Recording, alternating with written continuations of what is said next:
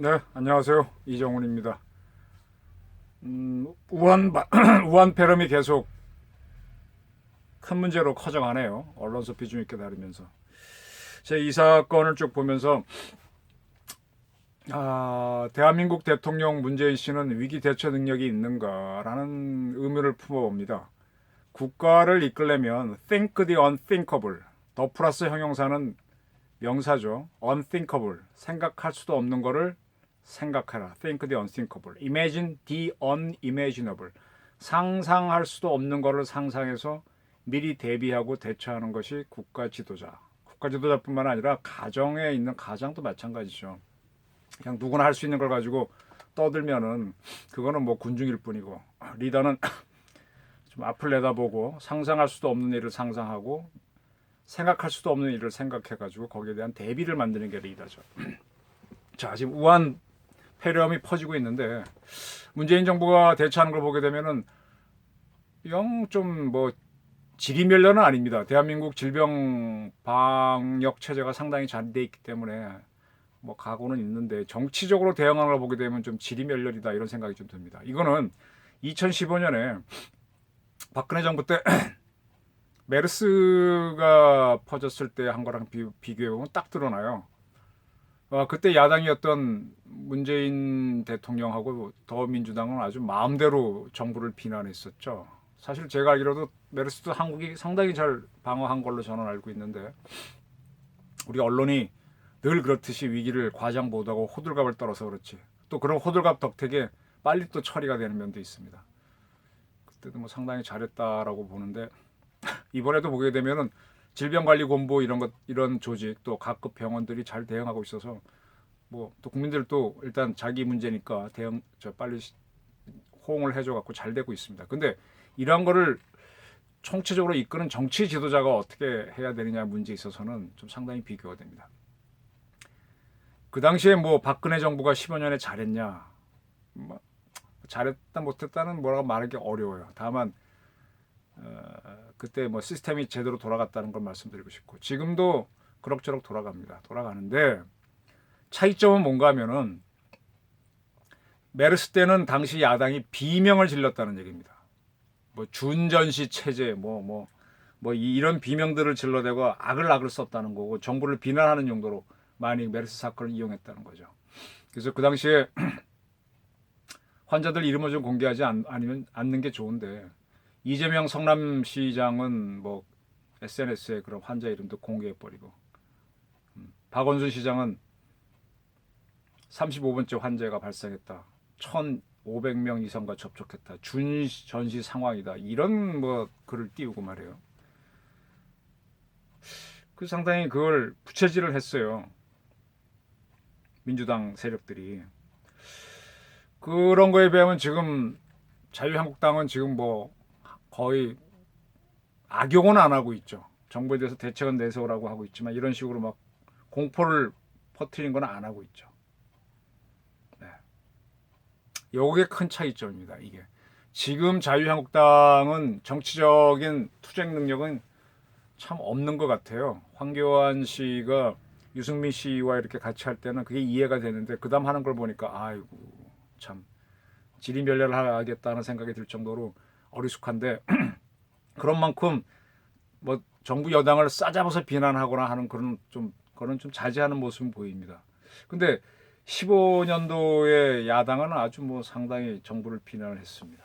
네, 좋습니다. 뭐 정부를 비난하라고 있는 것이 야당이니까 어차피 민주주의는 51대 49의 싸움이라서 49에 대한 반대자를 안고 협치를 하는 거거든요. 그러니까 뭐 그 협치의 반대편에 있는 사람들은 비난할 수 있습니다. 자, 제가 드리고 싶은 말씀은 뭔가 하면은 이러한 사건이 일어났을 때 이 정부가 신속하게 대처하는 능력을 좀 보여줘야 돼요. 특히 대통령 같은 분은. 근데 그런 분이 그런 능력이 없다면 이거보다 더 큰 위기 상황에서는 당신이 과연 대한민국을 지킬 수 있느냐라는 궁금증이 나오기 때문입니다. 우리 문 대통령을 제가 보면서 제가 오판일 수도 있습니다. 근데 제가 내린 결론은 뭐 솔직히 말씀드리겠습니다. 겁쟁이다. 문 대통령은 겁쟁이다는 겁니다.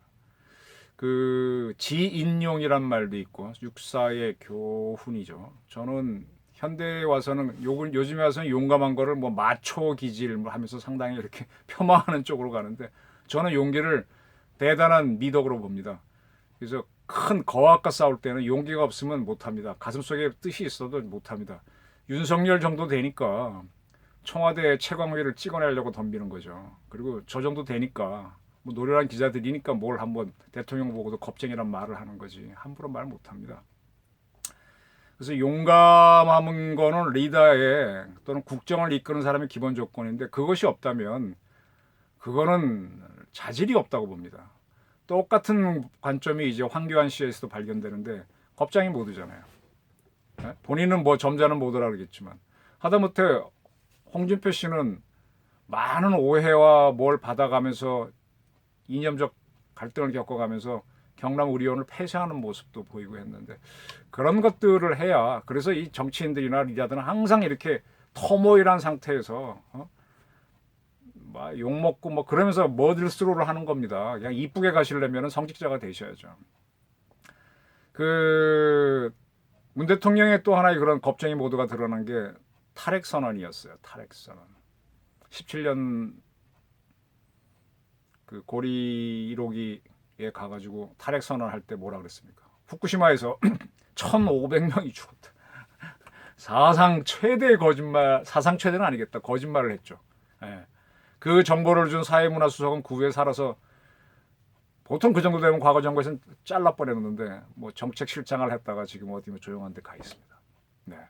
어떻게 그런 허위 정보를 그대로 국회 검증 안 하고 받아들였고 또 그거를 연설을 해가지고 그렇게 했다. 탈핵을 밀고 나갔다. 또 그 전에 그분이 영화 보셨던 게 저는요 제가 원자력 관련 책을 3권 냈습니다. 탈핵 비판, 한국의 핵주권, 그래도 원자력이다. 저는 상당히 친핵 인사입니다. 에도 불구하고 저는 반핵 운동가들의 존재를 인정합니다. 반핵 단체를 없애지 말라고 합니다. 그렇게 해야만 친핵주의자들이 못 보는 문제를 이분들이 봐주고 그래서 실수를 줄이거든요. 근데 반핵 운동가들의 말만 너무 듣다 보면은 오류에 빠집니다. 원자력 발전소는 폭발을 안 합니다. 거기 원자로는 폭발을 안 해요. 수소 폭발은 가능하지만 자꾸 이 사람들이 뭐 세슘이 발견됐고 무슨 뭐 폐기물이 발견돼서 뭐 폭발할 것 같은 사고의 위험이 있다 그러는데 폭발의 위험성은 없죠. 방사능이 퍼진다면 모를까. 그래서 자꾸 이제 공포를 퍼뜨리는데 공포를 퍼뜨리는 게 이게 가장 좋은 선동 수단입니다. 사람은요 짐승도 그렇지만 위험하다 그러면 제일 예민합니다. 위험하다 그러면 아주 본능적 목숨이 제일 중요하기 때문에 두 번째로 이익이 있다 그러면은 정의를 버립니다. 그래서 이 위기에 예민한 겁쟁이 그 다음에 자기 이익에 충실한 뭐라 그럴까요 깍쟁이 이런 사람들은 리더로 가면 안 됩니다. 그분들은 다른 길이 있는 것 같아요. 그 이제 겁쟁이 모드로 가다 보면은 어려운 사람들에 대해서 상당히 동조를 하게 되고 같이 울어주고 이렇게 할 수가 있죠. 뭐 그런 건 저는 순기능입니다. 그러나 국가를 이끄는 데서는 아니라고 보거든요. 그래서 그 당시 원전 문제가 나왔을 때 1,500명이 후쿠시마에서 죽었다. 그렇게 공포를 퍼뜨리고 탈핵을 했는데 뭐 말씀드렸지만 후쿠시마에서 죽은 사람은 원전에서 죽은 사람은 2사람인데 그 사람들은 수소 폭발이 나기 전에 쓰나미가 빠지고 난 다음에 보니까 시신으로 발견됐다. 그거밖에 없습니다. 자꾸 원자력에 대한 공포를 퍼뜨리고 메르스에 대한 공포를 퍼뜨려서 이 정부가 정권을 잡은 게 아닌가. 거기에 대한민국 국민들은 위험한 신호였기 때문에 호응을 해가지고 그래서 우리도 역시 제2의 겁쟁이가 돼가지고 지금 이런 사태가 온 게 아닌가. 자, 근데 당장 그분이 대통령이 돼가지고 메르스 지금 뭐죠? 무한 폐렴을 당하니까 뭐 신종 코로나 바이러스라고 부르겠다. 뭐 이런 식으로 자꾸 이렇게 다운시키고 뭐 이렇게 책임을 회피하는 모습 보이는데 이러면 안 되죠. 질병본부는 잘 하고 있습니다. 메르스 사태 때 질병본부를 뭐 청으로 승격시키자고 주장했던 것이 현 정부 세력들이었죠. 그렇게 되지는 않았지만은 또 청으로 올릴 필요도 없고요. 박근혜 정부도 그 세월호 사건 일어나니까는 뭐 해경을 갖다가 국민안전처로 막 그 밑에 기관으로 강등시키고 왜 조직을 왜 건드려요? 조직을 자꾸 조직하고 뭐는 만들수록 커진다는 거 잘 알면서. 질병본부도 이대로 잘하고 있고요. 또 늘 사건 났을 때 잘하는 게 아니라 늘 하는 거. 세월호도 사고 났을 때 잘하는 게 아니라 대처 잘하는 게 아니라 사고가 안 나도록 하면 잘하는 거예요. 그걸로 잘하고 있으면 되는 건데 자꾸 사고 나면 더 키워라 줄여라 이러니까 뭐가 엉망이 되는 거지. 저는 지금 문재인 정부에서 지금 중국에서는 뭐 한 100명이 죽었다 그러고 우리나라도 뭐 몇 사람들이 있고 죽은 사람이 아니라 우리는 이제 감염자들이 나오고 그러는데 네 번째 확진자 뭐 이렇게 나오고 있는데 좀 적극적으로 대처하는 모습을 보여줬으면 좋겠어요. 이렇게 해야만 북한이 지금 김정은이가 죽었는지 살았는지 모릅니다. 지금 얼마 전에는 몇 년 전에는 죽었을 것이다라는 보도가 나왔던 김경희와 살아있다는 그런 방송이 북한이 내보내고 거기에 따라 나온 사진을 보니까 2013년도 사진하고 비슷해가지고 참 북한이 장난치구나. 북한이 급변됐을 때 과연 우리 문재인 대통령이 대처하실 수 있을까요? 대처를 못하면 그분을 리더로 뽑은 대한민국이 좀 흔들흔들할 겁니다. 그럴 경우에는 사실 국가 안보 문제는 대통령이 없어서 돌아가도록 해놨습니다. 질병 문제도 해놨습니다. 시스템이 있기 때문에. 시스템을 돌리는 친구들이 플랜 A, B, C, D 뭐 이런 있습니다. 그런 그것대로 했을 때 오케이만 해도 돌아갑니다. 국가라고 하는 건요. 최악의 상황에 think the unthinkable 해야 하는 조직이기 때문에 최악에 대비한 플랜들이 많아요. 그것만 제때 오케이 해줘도 돼요. 근데 이 정부가 개입해갖고 이걸 하지 마라 하게 되면서 오류가 오거든요. 지금 무한폐렴도 질병관리본부가 플랜에 따라서 쫙 뭐 언론에 떠드는 거 갖고 모아갖고 잘 대처를 하고 있다고 저는 보입니다. 뭐 굳이 문재인 대통령이 안 나서도 되는데 과거 메르스 때도 그렇게 잘했는데 왜 그때는 그렇게 부풀려서 사람이 공포를 줬느냐 이겁니다.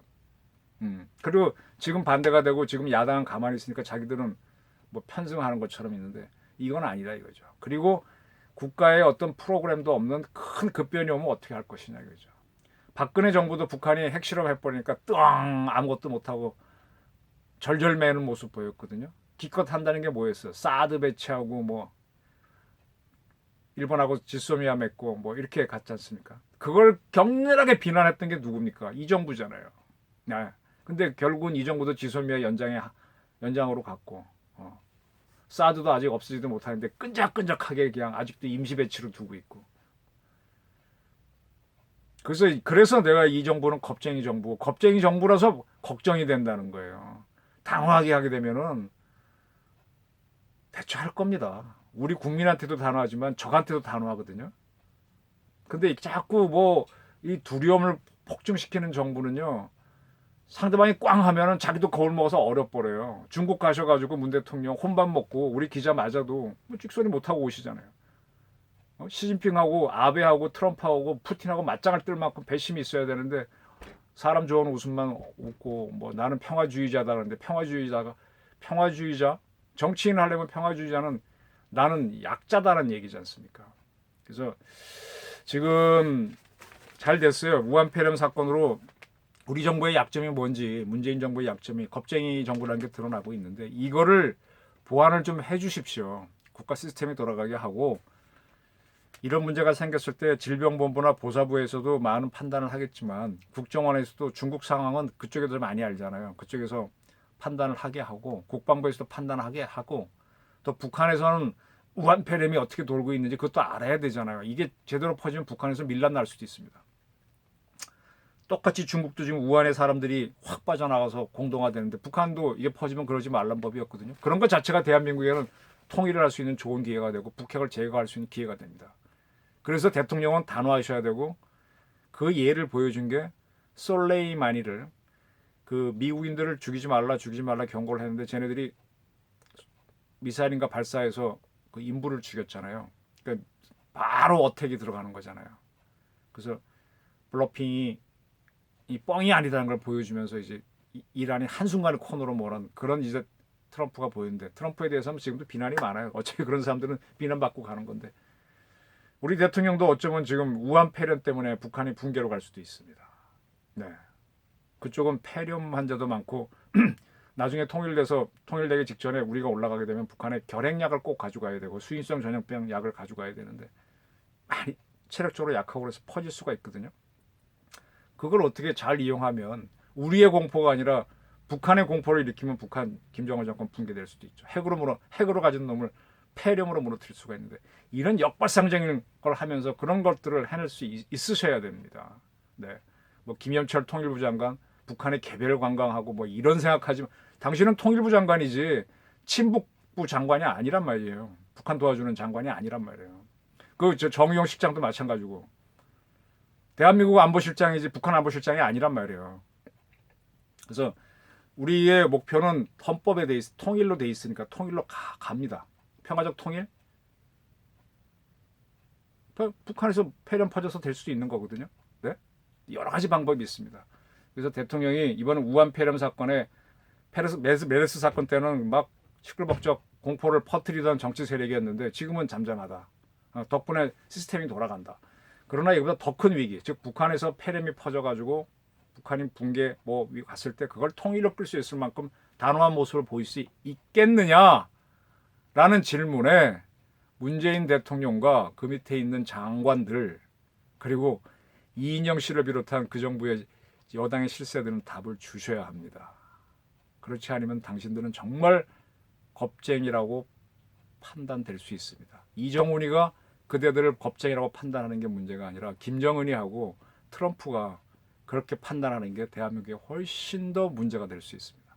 한번 단호한 좀 대처를 하면서 think the unthinkable 북한까지 중국까지 딱 종합 그림을 그리면서 한번 국정을 끌고 나가는 멋있는 모습을 한번 이 정부가 보여주기를 기대합니다. 감사합니다.